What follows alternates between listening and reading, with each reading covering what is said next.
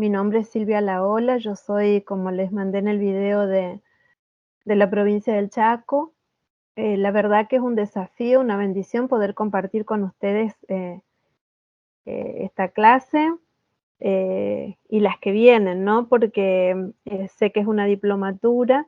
Yo tuve la oportunidad de iniciar con la gente de Compasión Internacional acá en la Argentina, lo que se denominó la certificación en desarrollo integral de la niñez y adolescencia, y luego hicimos también la diplomatura en desarrollo integral de la niñez y la adolescencia. A mí en este caso me pidieron que me enfoque más en el tema niñez, no tanto en adolescencia, pero ustedes me van a escuchar mientras hable. eh, Les comento esto para que no se confundan, ¿no? El hecho de que, como nosotros hicimos todo lo que tiene que ver con desarrollo integral de la niñez y adolescencia, y a partir de la Convención de los Derechos del Niño, estamos hablando del niño hasta los 18 años. Entonces es muy común que cuando yo les comente algo diga niños y adolescentes, aunque por ahí ustedes el enfoque tengan más en niñez, ¿no? Otra de las cosas a tener en cuenta es que yo por ahí voy a mencionar la palabra módulos, que le comentaba al hermano Juan Carlos cuando tuvimos la entrevista. La manera de trabajar por ahí es diferente porque ustedes lo tienen como materia, nosotros eran módulos más bien tipo taller. Sí tuvimos la diplomatura, por supuesto, pero de ahí que viene que, como estoy dando varias veces al mes acá las capacitaciones de DINA en las distintas regiones de nuestra iglesia acá en la Argentina, es muy común para mí que les mencione en este módulo. Entonces por ahí hay palabras que se pueden confundir, pero cuando estoy hablando de módulos, ustedes tómenlo como que es de la materia, ¿no? Que vamos a dar.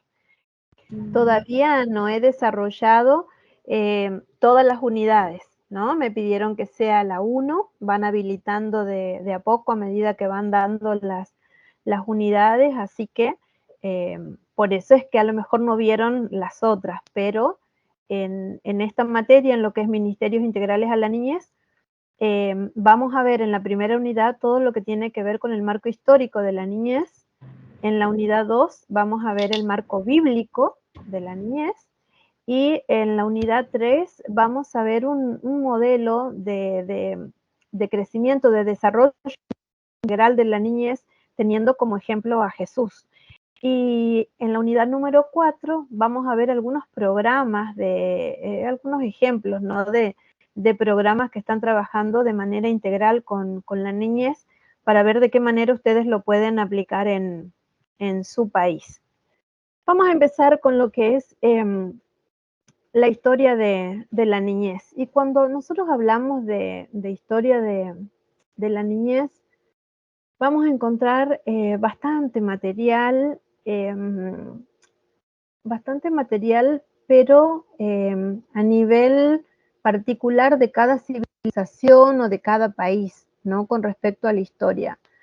En particular, en esta materia yo he decidido tomar un material que luego que termine la clase se los voy a compartir. Esto no está entre la bibliografía que les mandé, porque es algo que no hay un libro sobre esto, sino que es un material que preparó el pastor Enrique Pinedo, que él, en el tiempo en que nos dio la diplomatura a nosotros sobre ministerios integrales en Argentina, él estaba como director de Compasión Internacional para todo lo que es América Latina y el Caribe, y él preparó esta materia. Me tomé el atrevimiento de, cuando me dijeron hablar de historia de la niñez, pedirle el material que él tenía, porque lo ha resumido para que lo podamos entender mejor, ¿no? Él comienza este trabajo, yo les preparé un PowerPoint para que después ustedes lo puedan ver, y hay un libro que cuando los hermanos me dijeron que les prepare a ustedes en la bibliografía en cuanto a lo que tienen que leer, me costaba bastante elegir cuál sería el libro que me gustaría que lo lean. Yo entiendo que cuando uno está estudiando, por ahí se dificulta en las semanas de decir, ay, leo tantos libros o darle tantos materiales. Yo soy más bien práctica. A mí me gusta que las cosas que uno lea lo pueda llevar a la práctica en el contexto en el que uno se mueve, ¿no? No sirve de nada decir leer o tener tanto material y no hacer nada con eso. Pero hay un libro que luego les voy a decir que es el que ustedes van a tener que tener en cuenta como material de lectura para toda esta materia, lo que es ministerios integrales, ¿no? Les voy a poner el nombre. Y en ella esa es no está, el libro no está en la bibliografía que les pasé. Seguramente en la segunda unidad o cuando termine voy a ir agregando, ¿no? Para que ustedes puedan ver. Pero ese va a ser el libro que ustedes lo van a tener como cabecera, como para que después, tranquilos, ustedes puedan, eh, es un compilado que hicieron los hermanos de todo lo referido a niñez y adolescencia. Lo que nosotros tenemos que tener en cuenta, ustedes van a ver que en esta primera unidad vamos a ir mucho a la Biblia. Y no porque la dejemos de lado. Toda nuestra materia, todo lo que vamos a ver en Ministerios Integrales, habla de la centralidad de las Escrituras y cómo Jesús nos da el ejemplo de poner al niño en el centro, ¿no? En el medio de la escena y el valor que él le dio a la niñez, tanto a la mujer como a los más débiles e indefensos, ¿no? Tenemos un ejemplo claro en la vida de él. Pero yo quise que en esta primera unidad, ya en la unidad 2 vamos a ver bien lo que es el marco bíblico de la niñez. Y ahí vamos a trabajar muy bien todo lo que Jesús y lo que el Señor nos dice a través de la palabra respecto a la niñez. Pero en esta primera unidad yo me quise enfocar bien en la historia. ¿Por qué? Porque ella es la que determina dónde estamos parados nosotros, cuál es la cosmovisión que tenemos respecto a la niñez, cuál es la visión que tenemos para el futuro, ¿no? Y siempre cuando hablamos de la historia, obviamente que la relacionamos con lo que sucede en la iglesia también. Y vemos que fue cambiando. Cuando uno habla de la niñez, si yo les preguntara a ustedes, alguno de ustedes que me diga, ¿vos te acordás a qué jugabas cuando eras niña? ¿Cuáles eran los juegos eh, que se daban en tu infancia? ¿Alguno quiere comentar eso? Las escondidas. Los escondidas. Acá también jugábamos a eso. ¿Algún Saltar otro la juego? cuerda. Saltar la cuerda. Eran muchas, pero el que más me gustaba jugar era Jun. ¿Y cómo es eso que no escuché nunca acá? Bueno, el Jun es el que en la calle nosotros hacíamos una especie de rectángulo vertical y horizontal. Hacíamos uno horizontal largo y hacíamos varios horizontales. Entonces nos dividíamos en dos grupos. Cada grupo tenía que estar en una esquina, o sea, en una de las... Y el otro grupo tenía que ir bajando. Entonces cada vez que iba bajando como un nivel, siempre se quedaba con uno y lo del contra no podían dejar que su otro equipo bajara. Entonces, cuando todo el mundo baje allá al último escalón, o sea, a la última línea, entonces tenía que ir subiendo. Entonces, esto era como una escalera. Cada uno tenía una escalera, estaba en una escalera, y el otro grupo no podía dejar que el siguiente pase. Y si uno llega al principio, decía Jun, entonces ya ese equipo ganaba y volvía a repetir. Buenísimo, muchas gracias. Acá estoy pensando en algunos juegos que tienen que ver con ese acá que cambia el nombre, ¿no? Pero fíjense, cada uno de ustedes tiene un recuerdo de su niñez, de los juegos, de la manera en que se relacionaban con los otros niños del barrio, de sus vecinos en la escuela. Y cómo, si yo les digo, los niños, sus hijos, sus nietos, sus sobrinitos, ¿siguen jugando a estos juegos? que ustedes jugaron en la infancia? ¿O les tienen que contar como yo, decir, no, ¿sabés qué jugaba? Bueno, recién fui abuela, mi nietito tiene 4 meses, todavía no le puedo contar, sí, le estoy cantando todas las canciones que sé, pero yo estoy segura que les debe pasar como a mí, ¿no? Que algunos juegos se mantienen, pero hay otros que cambiaron. Los niños hoy están más con las pantallas, con las computadoras, con el celular. Creo que eso no ha variado tanto en Argentina como en Dominicana, ¿no? En los juegos que los niños tienen hoy. Entonces, de la misma manera, la historia de la iglesia, hay una frase de Justo González, que él dice que la historia de la iglesia tiene que ser corregida constantemente según nuestra teología va evolucionando, ¿no? Según se plantean nuevos problemas o surgen nuevas preguntas. Entonces, vamos a ver que si nosotros nos ponemos a hablar de la historia de la niñez, eh, vamos a encontrar desde la sociología, desde la historia, desde la pedagogía, podemos abordarla incluso en uno de los materiales que yo les di para que ustedes lean. Lo escribe una enfermera desde el área de salud, contando lo que vivían la niñez en esos tiempos y cómo ha cambiado respecto a ahora. El término, todo lo que tiene que ver con la medicina, con la pediatría, es muy moderno, o sea, eh, antes no cuidaban a los niños de la manera que se los está cuidando ahora, ¿no? Entonces, todo eso fue evolucionando, incluso las representaciones sociales que uno tiene de la infancia, es decir, cómo se lo veía el niño antes, antes de Cristo, después de Cristo, en las diferentes épocas, fue cambiando el concepto que nosotros tenemos del niño. Entonces, si nos ponemos a analizar todo eso va a ser muy amplio y tenemos una sola vez que nos vemos en esta videoconferencia y después todos los materiales son a través de los trabajos que ustedes van a ver o de las lecturas que van a realizar. Entonces yo por eso quise resumir un poco, vamos a ver si es que se puede resumir, pero hablando en general de algunas civilizaciones. Por ejemplo, lo que ocurría en Egipto, ¿no? Vamos a ver que en contraste con las costumbres que tenemos ahora, los niños egipcios, ellos se involucraban en el mundo adulto de sus padres. Y los niños en Egipto eran considerados una bendición.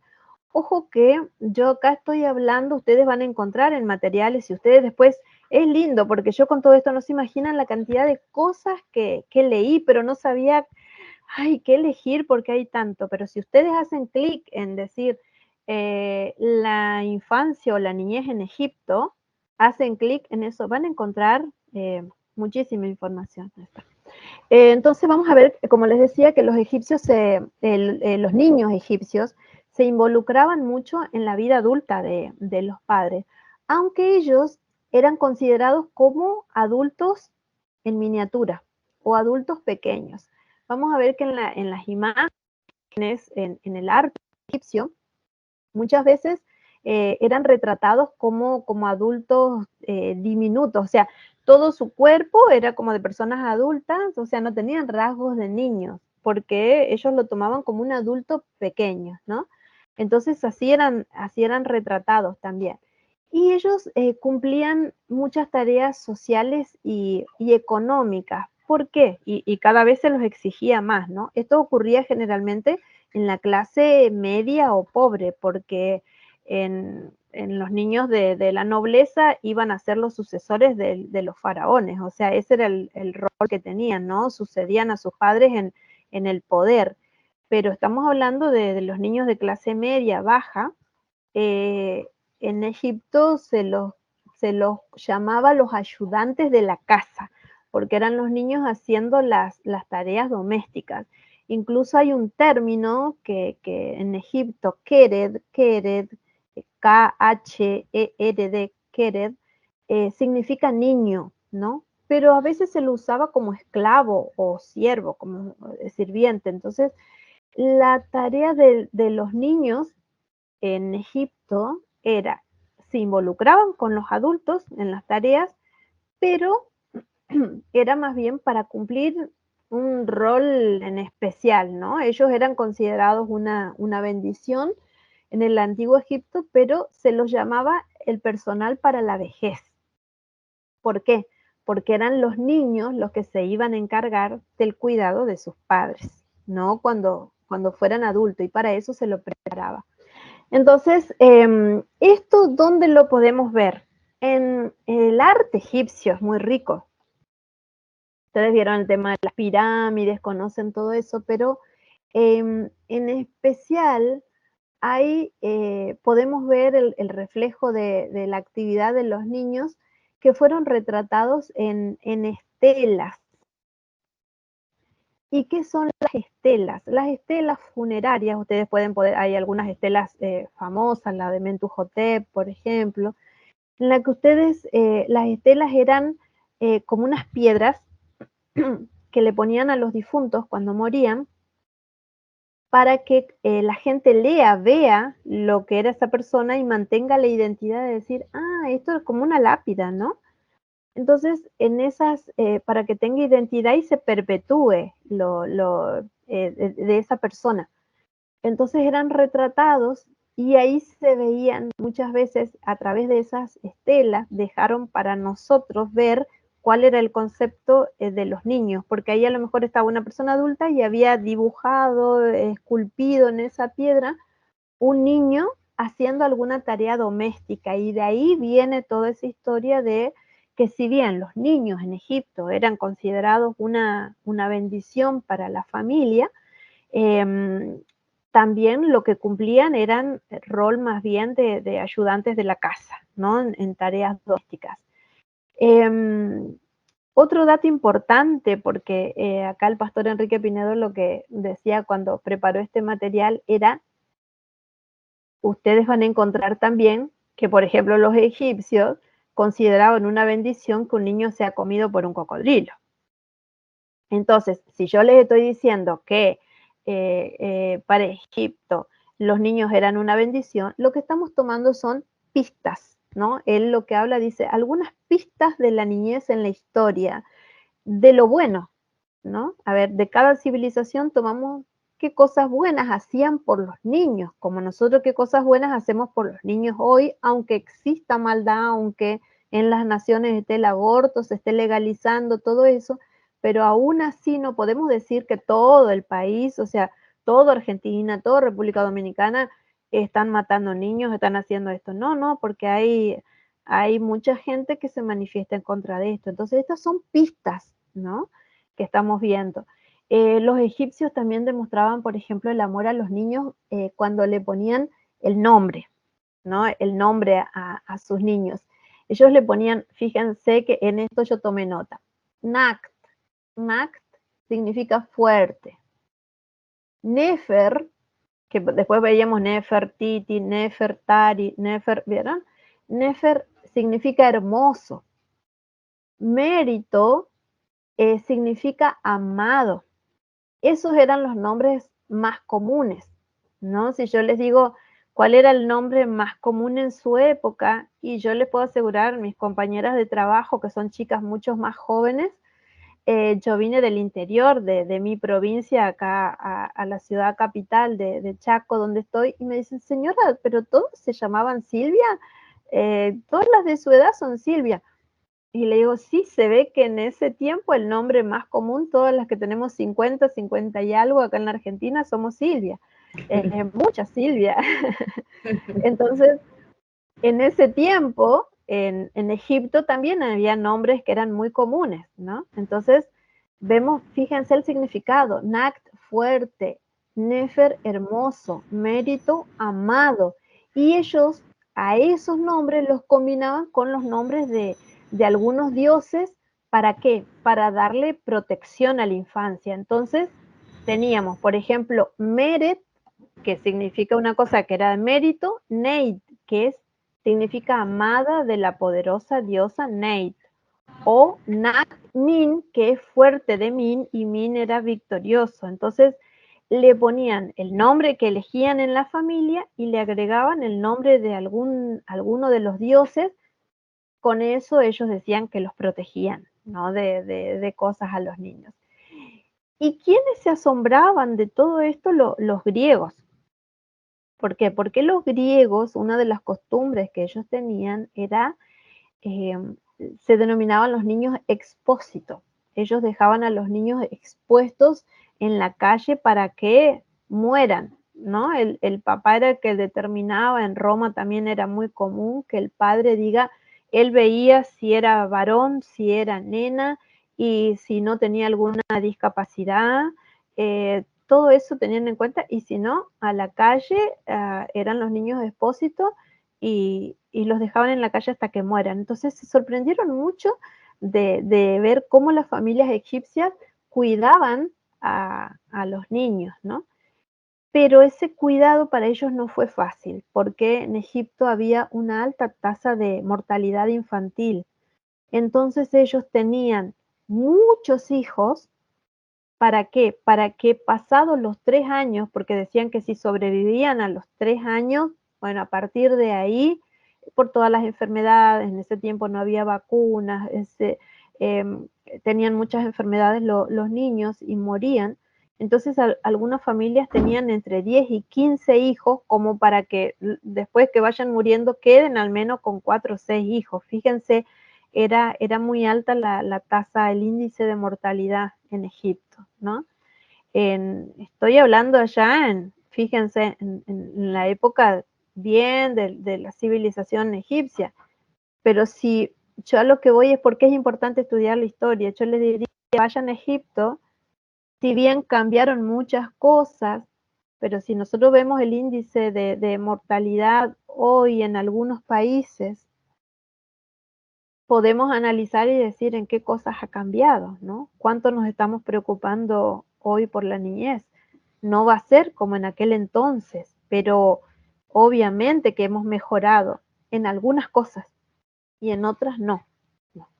Entonces, eso es como para que ustedes tengan algún panorama de lo que era en Egipto.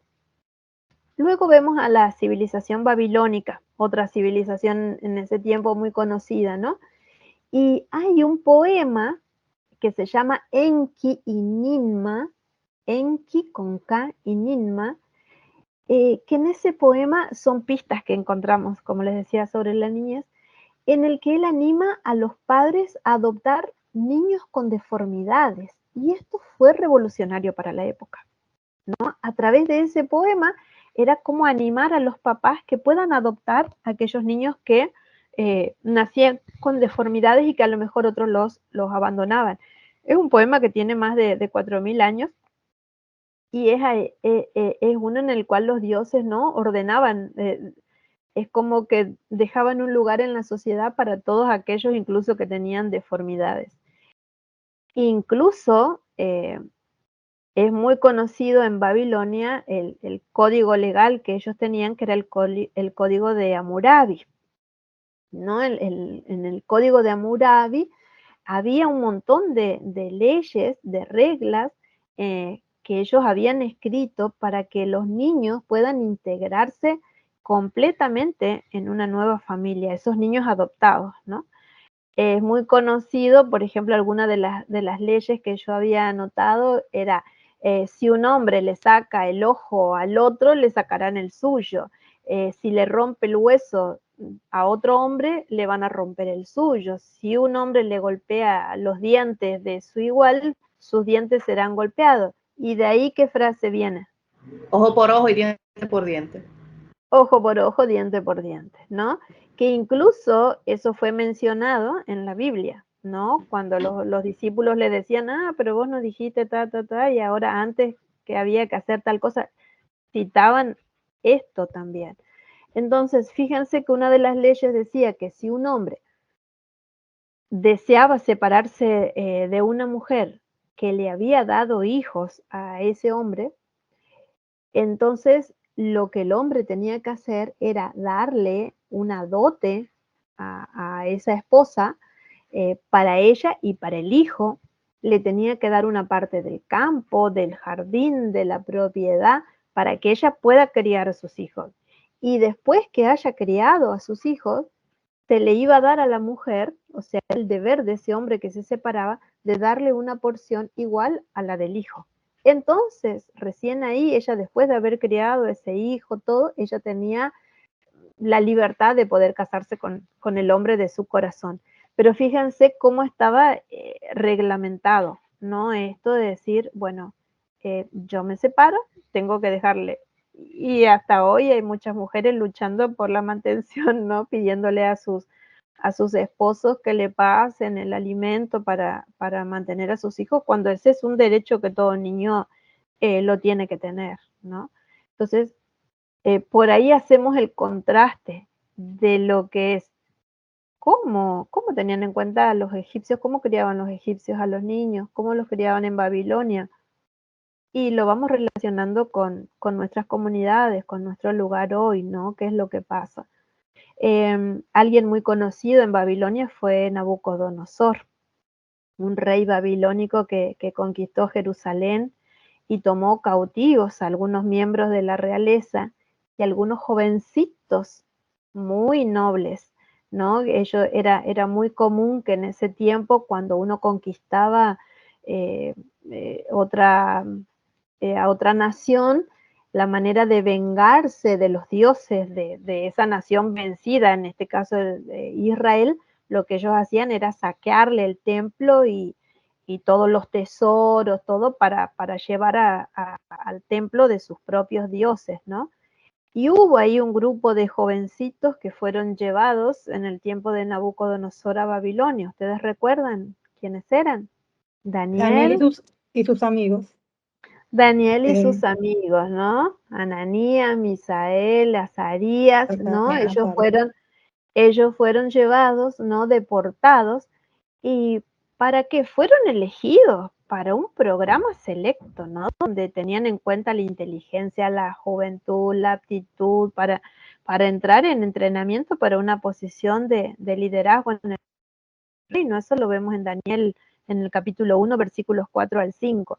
Y recuerdo que cuando nos daba esta materia, el pastor Enrique Pinedo decía, fueron sacados de la cantera.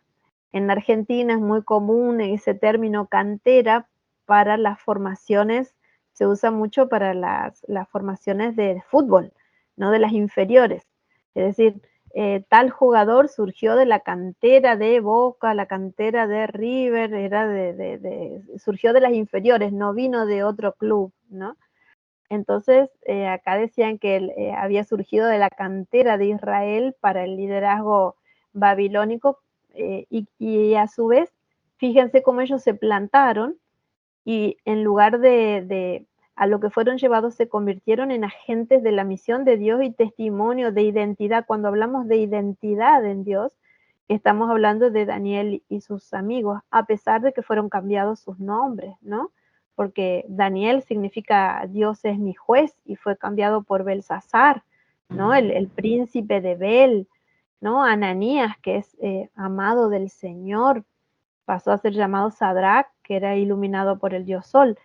Pero a pesar de todo esto, ellos mantuvieron firme su identidad, ¿no? Entonces, acá tenemos otro ejemplo, ¿no? De cómo los criaban a los niños en Babilonia, todo lo que hicieron, incluso llevando a otros niños o adolescentes. Luego viene Persia, los persas. ¿Qué hacían los persas? Ellos pusieron mucho énfasis en la gimnasia, los persas, en la gimnasia, en la moral, en el entrenamiento militar, y ese entrenamiento era durísimo, ¿no? Los niños eran empujados casi hacia sus límites físicos.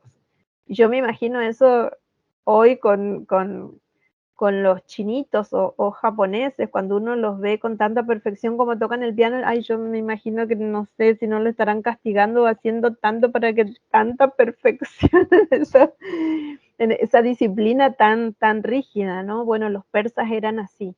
Ellos se les inculcó mucho todo lo que es la formación moral, ¿no? Se les enseñó a que ellos tengan una sólida comprensión del bien y del mal, así como un sentido de justicia. Y uno de los que conocemos en Persia, que lo conocimos también a través de la Biblia, yo les dije, no vamos a ir directamente a pasajes bíblicos, pero fíjense cómo relacionamos la historia de Babilonia con lo que pasó con Israel y sus amigos. Y también conocemos en Persia a un grande, que fue Ciro, ¿no? Ciro, rey de Persia. Y dice en una historia que cuenta Jenofonte, que él escribió Ciropedia, entonces cuenta que como cuando él fue niño, Ciro el Grande, cuando fue niño, dice que lo llamaron para que él juzgue un caso sobre abrigos.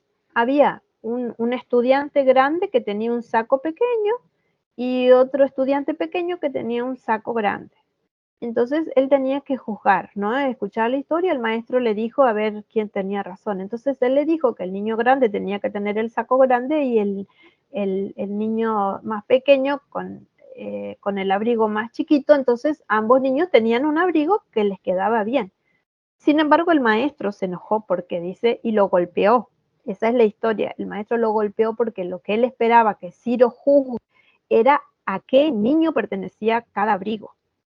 Entonces, fíjense cómo se los trataba, ¿no? Entonces, como les decía, el griego Jenofonte, él escribió todo ese tratado, Ciropedia, en la que él describe cómo era tratado un niño en Persia, ¿no? Que era, en este caso, Ciro fue educado para ser rey. Entonces, la clave estaba en la educación, ¿no? Y en la justicia, ¿no? En ser justos, en la moral, en enseñarles bien lo que es el bien y el mal. Luego ya pasamos a lo que es Roma. Y en Roma vamos a tomar algunos, ¿no? Y algunos pedagogos, por ejemplo, o retóricos como Marco Quintiliano. Quintiliano fue conocido porque él tenía un instituto de oratoria, ¿no? Un instituto de oratoria que él tenía él decía que tenía que formar un orador, tenía 12 tomos en los que tenía que estudiar para que sea un buen orador. Y ahí él retrataba, él hablaba sobre la niñez y él decía que lo que a él le daba menos esperanza era cuando el raciocinio supera la espontaneidad, ¿no? Fíjense que en los niños, si nosotros decimos, ¿cómo son los niños? Ellos son espontáneos. Y a él le preocupaba eso, que él decía que quería que lo que a él menos esperanza le daba era que el raciocinio, o sea, enseñarle todo a través de la razón que supere la espontaneidad del niño, ¿no? Quintiliano en Roma era uno de los que decía que se debía respetar al niño, ¿no? Que no había que imponerle enseñanza, sino respetarlos. Y que para uno tenga que enseñarle a un niño, hay que saber lo que ellos quieren también. Fíjense cómo lo podemos tomar eso para nosotros hoy, ¿no? Y estamos hablando allá de Quintiliano entre el 35 y 95 después de Cristo. Y él empezó a hablar del respeto, ¿no? Al niño. Eso era en Roma. Luego vamos al medioevo, ¿no? Que iba entre los siglos 5 al 15 más o menos. Y ahí tenemos algunos referentes como, por ejemplo, Isidoro de Sevilla, ¿no? Él fue un arzobispo que, fíjense lo revolucionario para la época, porque él propuso distribuir las edades. Entonces fue uno de los, porque hablamos siempre de Piaget, ¿no? No sé por qué, a mí se me viene, no sé si a ustedes también, si estudiaron con respecto a las edades de los niños, pero siempre nos marcaban eso, ¿no? Las edades de acuerdo a Piaget. Bueno, acá fue Isidoro de Sevilla en los años 599, por ahí, al 636, más o menos, en lo que él decía que las edades del hombre son de 0 a 7 es la infancia, de 7 a 14 la niñez, de 14 a 28 la pubertad, de 28 a 50 la juventud. Todos contentos ahí, ¿no?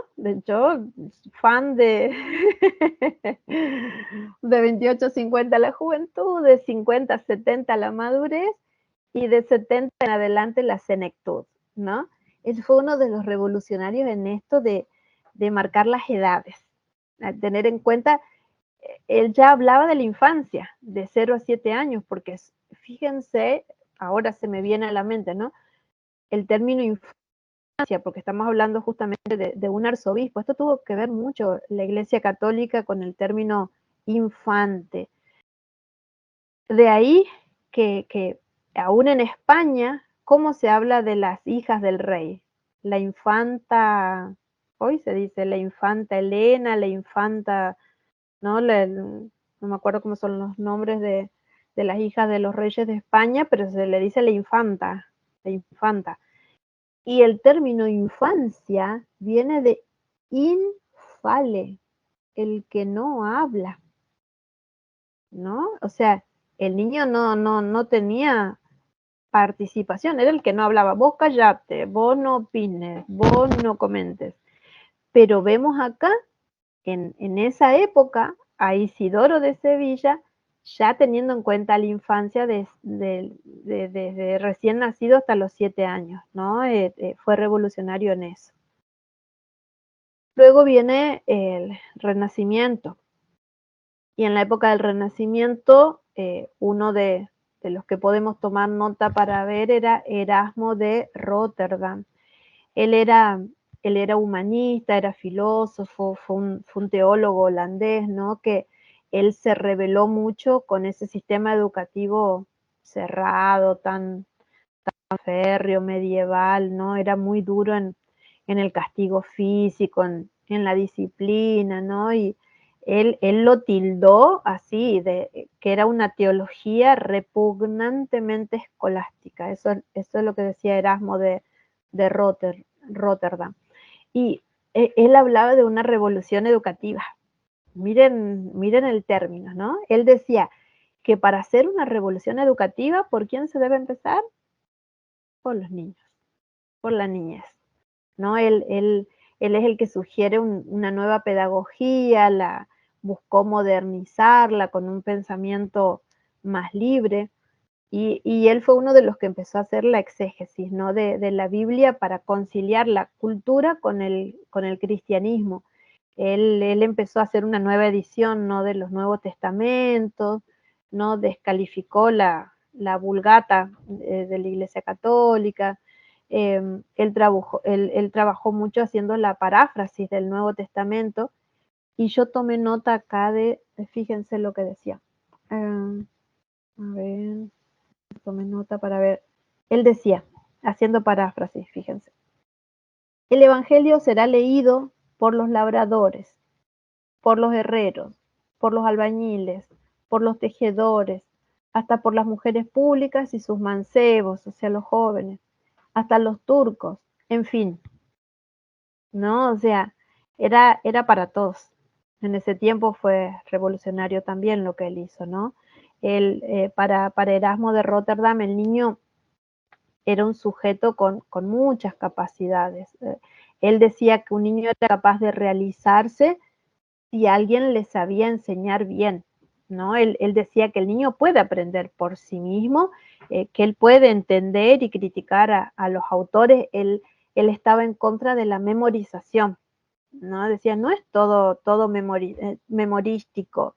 El niño tiene capacidad de razonar y de pensar, ¿no? Entonces, estamos hablando de muchos años atrás, que hubo gente que tenía un buen concepto de la niñez, ¿no? Él exigía mucho al maestro. Él decía que el maestro tenía que tener mucho conocimiento y experiencia para enseñar al niño.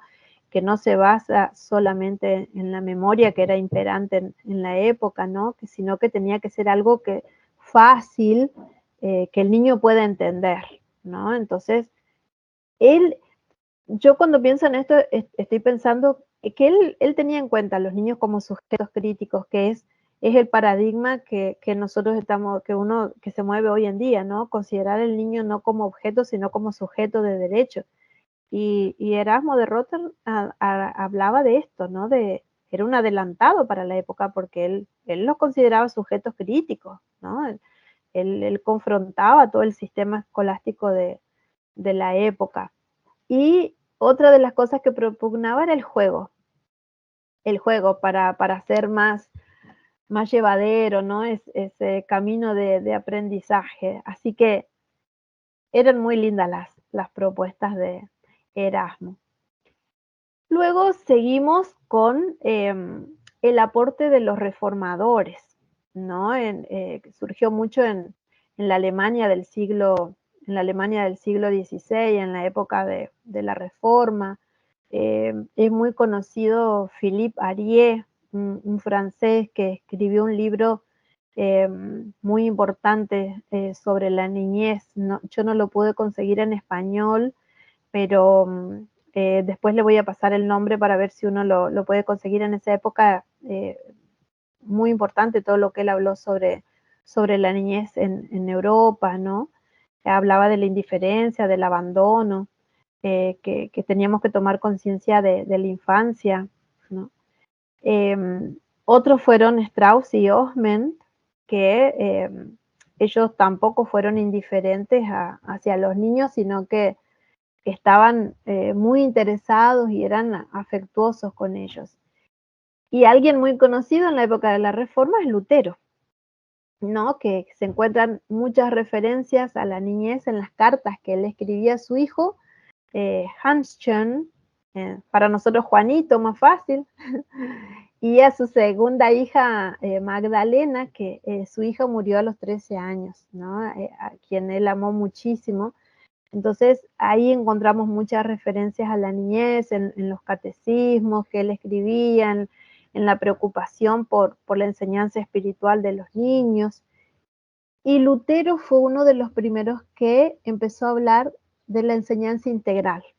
Nosotros que estamos hablando de ministerios integrales, fue uno de los primeros, ¿no? Porque él le empezó a pedir a los gobernantes que asuman un compromiso público. Y él les exigía a los gobernantes, o sea, no se quedaba con lo que hacía la iglesia, ¿no?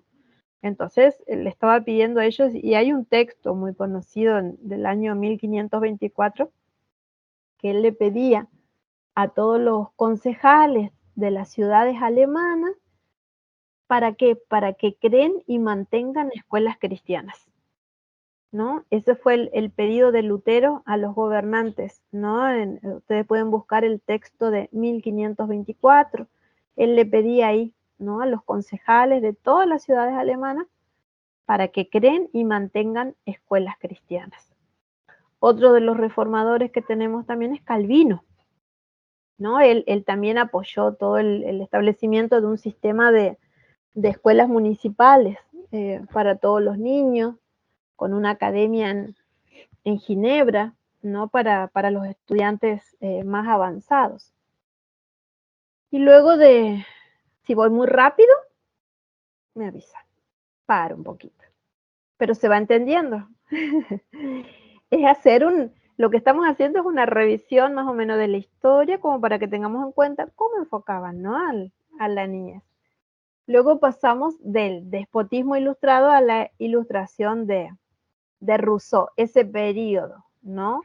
Y en ese periodo del despotismo ilustrado a la ilustración, encontramos a alguien que ya vamos conociendo más, que es Charles Perrault, que es un escritor francés muy conocido porque es el que le dio forma literaria a los clásicos cuentos infantiles. ¿Quién no leyó alguna vez Piel de asno, Barba azul, Caperucita roja, La Bella Durmiente, La Cenicienta, El gato con botas?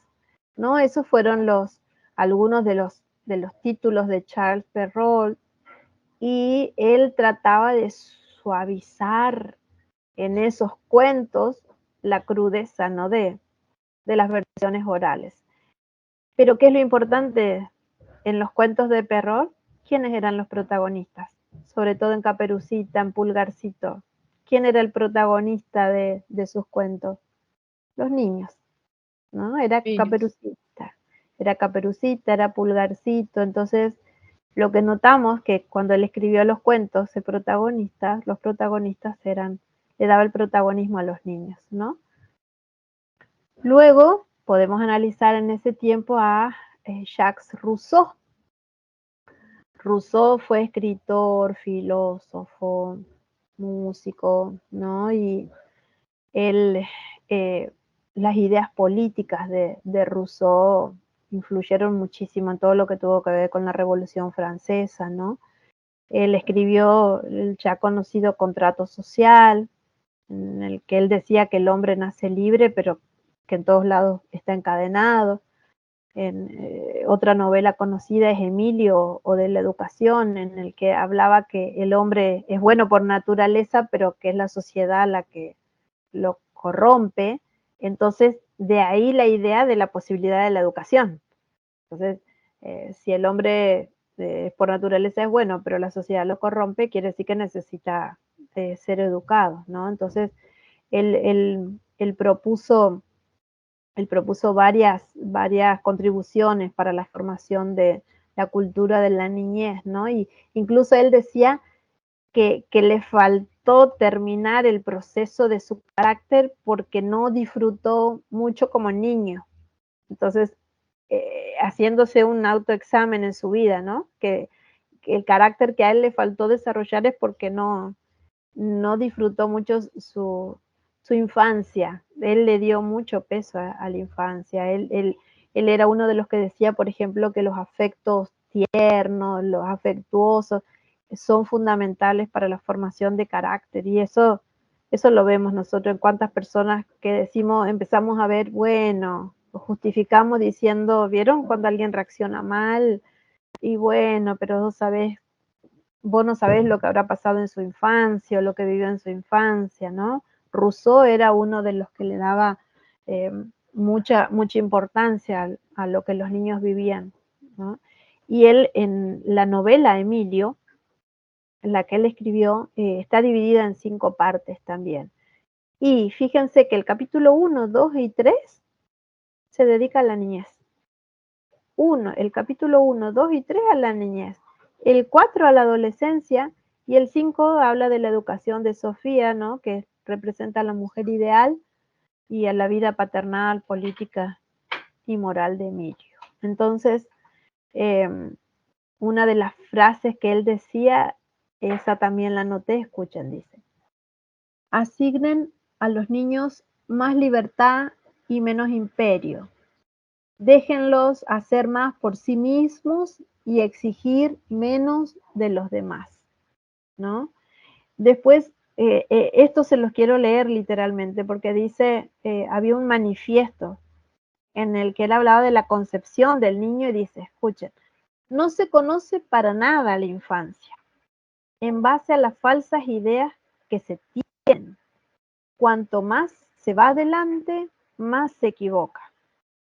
Buscan siempre al hombre en el niño, sin pensar lo que es este antes de ser hombre. Aunque mi método fuese quimérico y falso, se pudieran siempre aprovechar mis observaciones. Creo haber detectado bien el sujeto sobre el que se debe actuar. Empiecen, pues, por estudiar mejor a vuestros alumnos, ya que de seguro no lo conocen bien. Que el niño sea niño, ¿no? Ese es uno de los manifiestos de Rousseau y la importancia que él le daba a la infancia. Y luego viene la época de la Revolución Industrial, ¿no? Estamos hablando de, en Francia fue muy conocido, en Inglaterra, ¿no? Todo lo que tuvo que ver con la Revolución Industrial. Y hay un hombre que fue clave ahí, que él vio una cruda realidad a través de su ventana. Tenía su papá, que era periodista, que tenía un periódico en Inglaterra, y él vio a través de la ventana una calle llena de niños maldiciendo, gastando el tiempo en bulla, en alboroto, y este hombre que vio esa cruda realidad fue Robert Raikes. Tomen en cuenta también para ver, Robert Raikes, se escribe con K. Robert Raikes. ¿Saben quién fue el fundador de la escuela dominical? Si uno analiza la escuela dominical, cuáles fueron sus orígenes, está Robert Raikes. ¿Por qué? Porque su papá era periodista en Inglaterra y los niños en ese entonces eran explotados laboralmente, ¿no? Iban ahí a las minas, trabajaban.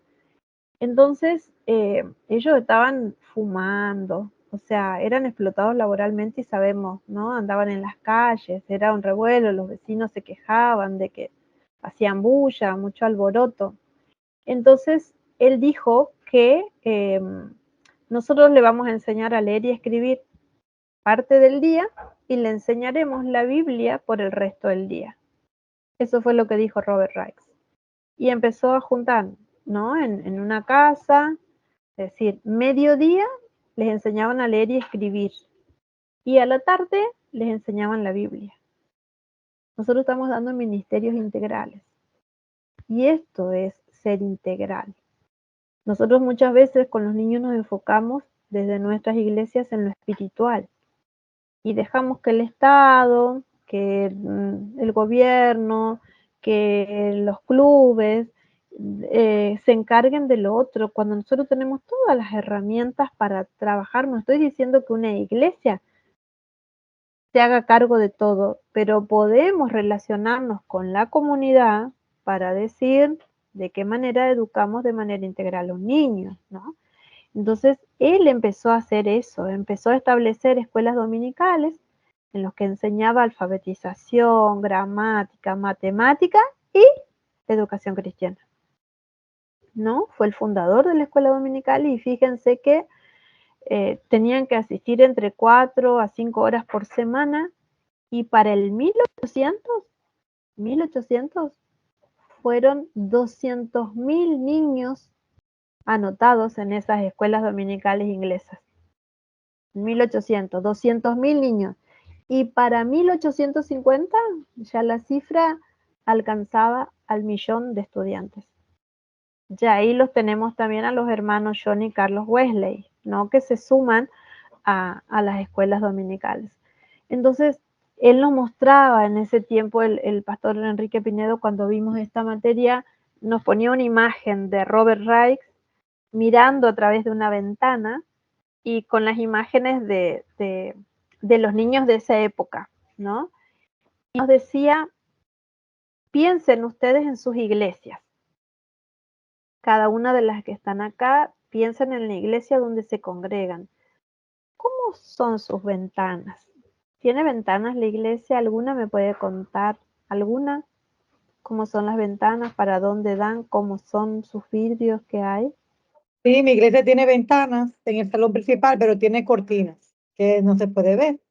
Y en el segundo nivel, igual, tiene ventanas, pero igual tiene, la mayoría de las partes tiene cortinas. No se ve hacia afuera, a menos que sea. ¿Ustedes se dan cuenta lo que les quiero decir con esa pregunta que les hice? O sea, ¿entienden lo que les quiero decir? A mí me pasó lo mismo cuando me preguntó eso. Y aunque sean iglesias que a lo mejor estén ayudando al necesitado, aunque tengan actividades o hagan así, a mí me confrontó mucho eso que dijo, ¿no? Cuando nos dijo, piensen en su iglesia en las ventanas. Y muchas veces nos cuesta horrores el mirar hacia afuera, ver la realidad. Y él lo que decía es, Robert Raikes hizo esto. Él vio una realidad a través de esa ventana, hizo algo. Cuando uno ve, te mueve a decir, algo tengo que hacer, ¿no? En esto. Entonces, eso como comentario, como para que reflexionen. Después vienen ya el siglo XX, ¿no? Todos los instrumentos legales que empiezan a surgir sobre los derechos de la niñez, y lo primero que encontramos en el año 1924 fue la Declaración de Ginebra, ¿no? En el año 1924 hubo una mujer llamada Eglantine Chev, que fue la fundadora de Save the Children, y bueno, ella fue la promotora de esta declaración aprobada por la Sociedad de Naciones en Ginebra, y esta declaración fue el antecedente por excelencia de la Declaración de los Derechos del Niño, ¿no? De 1959, y luego la Convención de los Derechos del Niño en 1989, ¿no? En esta que fue en Ginebra no se habla de derechos todavía, pero hablaba sí de 5 principios muy importantes en los que refería, por ejemplo, a la alimentación, a la enfermedad, a la marginación, al abandono, a la orfandad, ¿no? Al desarrollo moral. Ya se hablaba de todo eso. Y luego llegamos a la Declaración de los Derechos del Niño, que fue en 1959, ¿no? Que la ONU aprueba la Declaración de los Derechos del Niño, que fue un avance histórico, ¿no? En el reconocimiento de los derechos de la niñez.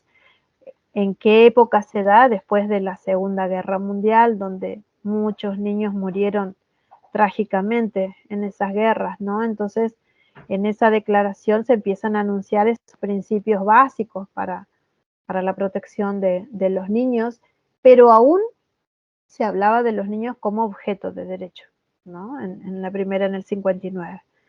Luego, 30 años más tarde, ya viene la Convención sobre los Derechos del Niño, ¿no?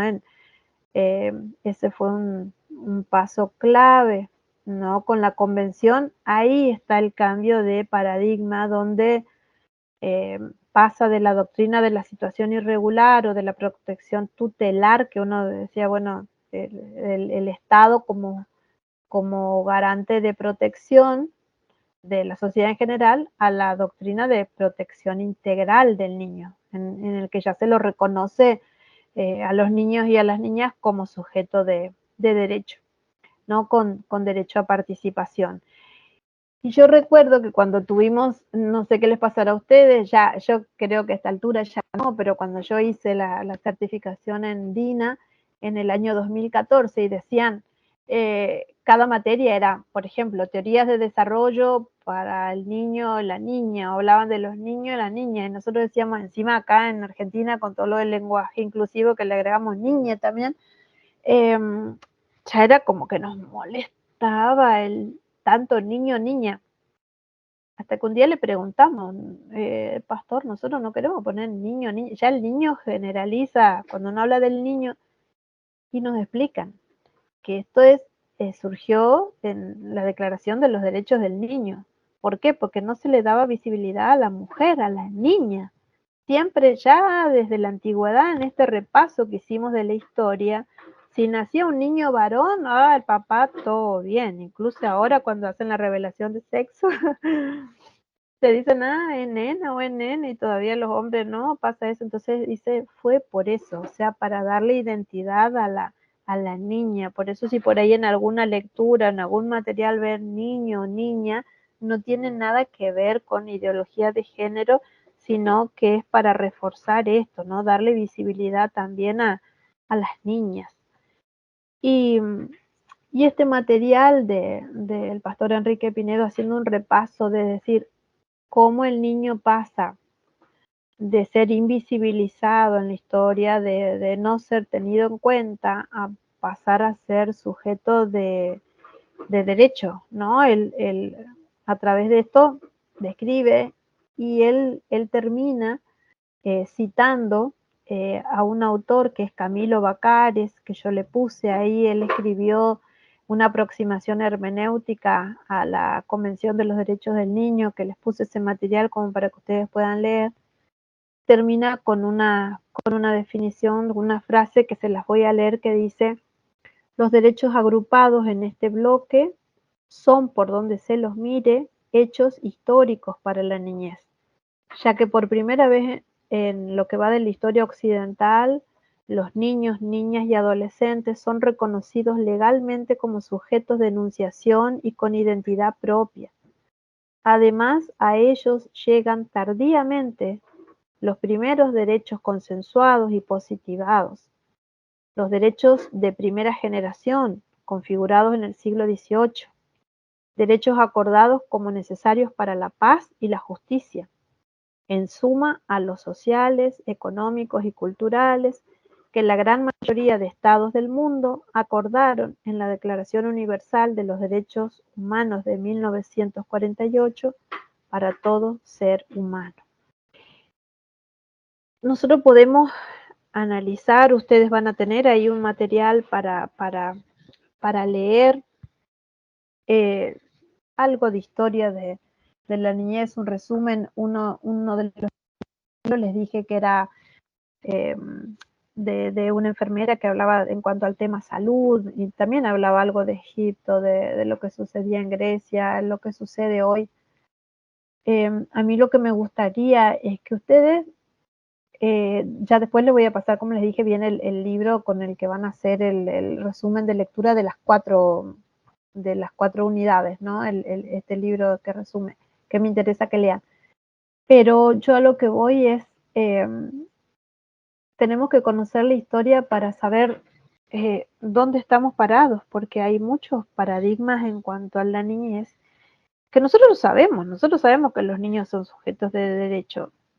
Ahora, hay un refrán muy conocido acá en mi país que dice, del dicho al hecho hay un largo trecho. ¿Se están cumpliendo esos derechos? Fíjense en el año que se aprobó la Declaración de los Derechos del Niño. Y nosotros vamos a ver la situación de la niñez en Argentina, en República Dominicana, en varios países de Latinoamérica. No sé, avanzamos muchísimo, como les dije hoy, pero todavía estamos en deuda con la niñez. Entonces, lo bueno es, yo como les decía, cuando tomé esta materia, desde que hice todo lo que tiene que ver con el programa DINA, y cada vez que damos estas materias acá, que nosotros los damos por módulos, lo que me comentan todos los estudiantes cuando yo después les digo, ¿qué pasó después de esto, de analizar todo lo que fuimos dando? Ellos me dicen, me abrió la cabeza. No es, esa es la frase, me abrió la cabeza. Porque es como que yo siempre me enfocaba en lo espiritual, ¿no? Incluso sirve, yo no sé si ustedes son educadoras cristianas o docentes en el ámbito secular o cuál es su profesión, me gustaría saber, pero incluso esto lo aplica para uno en la familia, o sea, como mamá, como tía, o sea, ¿cuál es el enfoque que yo tengo respecto a la niñez? Porque lo vamos a ver en el próximo, en lo que es el marco bíblico, que hay varias perspectivas sobre niñez, pero eso va a determinar cómo voy a educar yo a mi hijo, a mi sobrino, a mi nieto, a mi alumno, porque de acuerdo a la cosmovisión que yo tenga va a ser la manera en que lo voy a educar. Y incluso estamos hablando de estas cosas, de estas pistas de lo que hablaba de cómo uno trataba a la niñez. Y en el 2014, cuando yo tomé esta capacitación, había entre el grupo de gente que tomó la capacitación, había señoras grandes, ¿no? Grandes de edad. Y cuando citan el pasaje ese de la vara, ¿no? Que la Biblia habla de la vara. Y nosotros teníamos que hacer una representación teatral ahí un ratito en base a pasajes bíblicos que nos daban. Y estábamos en el grupo y habíamos hablado que no le podemos golpear al niño, el abuso, todo.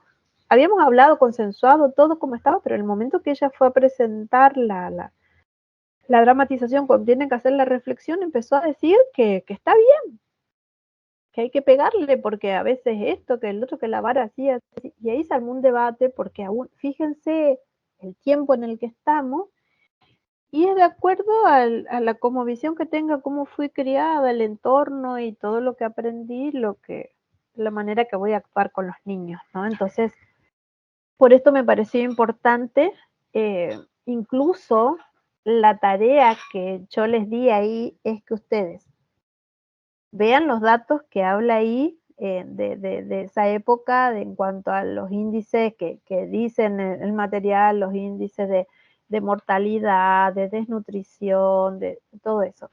Y si ustedes tuvieran que averiguar, por ahí no les voy a pedir tan exacto, pero ustedes pueden buscar en material que tenga a lo mejor de la ONU, de República de Naciones Unidas, de la UNESCO, ahí en República Dominicana, busquen esos datos y vean hoy cómo está, ¿no? De su país. Yo busqué en el mío y la verdad que aún hoy es alarmante. Yo estoy viviendo en Argentina, en el norte de Argentina, en una de las provincias que es la provincia más pobre, o sea, los índices de pobreza, incluso la gente de Compasión está hablando con nosotros, estamos haciendo proyectos para ayudar a la niñez. Hicieron las encuestas en algunas regiones de Chaco, de la provincia donde yo estoy, surgieron índices de pobreza similares a los de África. Y yo decía, ay, nosotros queremos ayudar a los niños, viste, siempre vemos, decimos, sí, vamos a colaborar con los niños en África, y la realidad que estamos teniendo en nuestro país hoy. Entonces, son cosas para que reflexionemos. Como les dije, me gusta lo práctico. Otra de las cosas que está la pregunta ahí, que fue un desafío, nos dijo en ese momento, ¿a qué niño recuerdan ustedes en la historia argentina? ¿A quién recuerdan? A ver, algún niño que esté involucrado en la historia argentina. Y todo el grupo que estábamos ahí empezamos a pensar, porque cada vez que se escribe la historia de un país, de la conquista, de la independencia, de todos son hombres. Todos son hombres nomás. Nosotros conocemos que el himno en Argentina se cantó en la casa de Mariquita Sánchez de Thompson. Ahí figura una mujer, y que la declaración de la independencia de Argentina, que fue en Tucumán, fue también en la casa de una mujer, porque las mujeres son las que prestamos las casas, que abrimos las puertas de la casa, ¿no? Incluso para las reuniones, para las células, para todo. Pero cuando dijeron de niños no se nos venía nadie, y recordamos uno que es conocido en la historia argentina, el niño, el tamborcito de Tacuari, que en las batallas de Belgrano era uno que tocaba el tamborcito, ¿no? Pero no tenemos registros de niños en la historia argentina, por eso les pedí que investiguen en su país si hay registros de algún niño en la historia de República Dominicana o del lugar donde ustedes viven, ¿no? Todo esto nos lleva a reflexionar en muchas cosas. Nosotros vamos a dar una materia que se llama Ministerios Integrales a la Niñez. Y cuando hablaba esto de las canteras, de cómo Daniel y sus amigos surgieron de las canteras de Israel para ser agentes activos en la misión de Dios y testimonio, se me venía a la mente Messi, ¿no? Nosotros como argentinos decimos Messi, y cuando era niño se formó en las canteras de River y tenía un problema físico, y River no quiso aportar para hacer su tratamiento de crecimiento, que sí lo hizo el Real Madrid, ¿no? En su tiempo. Entonces, el Barcelona, digo, no el Real Madrid, es el Barcelona. Está mi marido, gracias. Yo con fútbol, el Barcelona. Pero yo a lo que voy es eso. Eso nos habla de ministerio integral. Ellos se preocupaban de que el niño juegue. Era bueno jugando a la pelota, pero estaba teniendo un problema de crecimiento. Y tenía los recursos River como para hacer el tratamiento para él. Se lo perdieron. Pero fíjense un ejemplo concreto de cuando hablamos de ministerios integrales, y eso es lo que vamos a seguir hablando en los próximos encuentros.